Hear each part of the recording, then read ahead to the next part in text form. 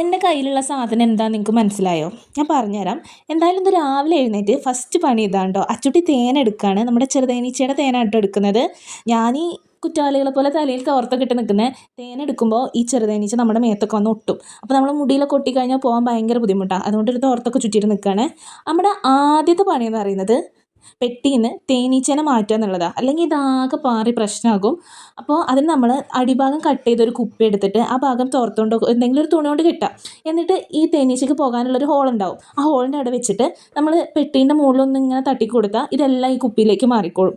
ഒരു ഭൂരിഭാഗം തേനീച്ചയും അങ്ങനെ വരും. ഇനി നമുക്ക് ആ പെട്ടി അവിടെ നിന്ന് എടുത്തിട്ട് കണ്ടോ, അത് തുറക്കുമ്പോൾ അതിൽ ഭൂരിഭാഗം തേനീച്ച എല്ലാം പോയിട്ടുണ്ട്. ഇത് നമുക്ക് തേൻ സെപ്പറേറ്റ് ചെയ്തെടുക്കാം. ഓപ്പൺ ആക്കി കഴിയുമ്പോൾ ഇങ്ങനെ ആട്ടോ അതിൻ്റെ ഉൾവശം ഉണ്ടാവാം. ഈ യെല്ലോ കളറിലെ അത് തേനീച്ചയുടെ മുട്ടയാണ്. അതല്ല നമ്മൾ എടുക്കുന്നത്. ഈ ബ്ലാക്ക് കളറിലുള്ളതാണ് നമ്മൾ സെപ്പറേറ്റ് ചെയ്തെടുക്കുക. അതിലാണ് തേൻ ഉണ്ടാവുക. തേനും ഒരുപാട് പൂമ്പൊടിയൊക്കെ ഉണ്ടാവും കേട്ടോ. അതാണ് ഞാൻ ആദ്യം കാണിച്ചത്. നമുക്ക് സാധാരണ കിട്ടുന്ന തേനിനൊക്കെ ഒരുപാട് ഗുണങ്ങളാണ് കേട്ടോ ഈ ചെറുതേനുള്ളത്. പക്ഷേ ഇത് കിട്ടാൻ കുറച്ച് ബുദ്ധിമുട്ടാണ്. ഒരു പെട്ടിയിൽ തന്നെ ആകെ കുറച്ച് തേനേ നമുക്ക് കിട്ടുള്ളൂ.